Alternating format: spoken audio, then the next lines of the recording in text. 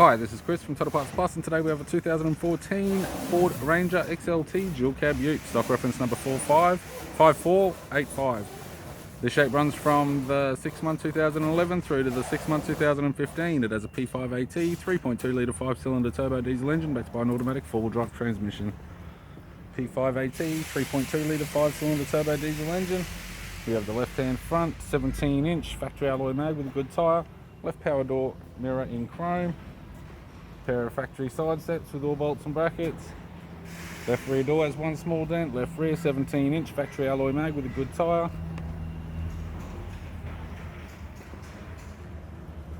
Right rear 17-inch factory alloy mag with a good tyre. Right hand side step, solders a pair with all bolts and brackets. Right rear door has 4 small dents. Right power door mirror in chrome with indicator type, and a right front 17-inch factory alloy mag with an average tyre. The driver's side door trim, power window master switch.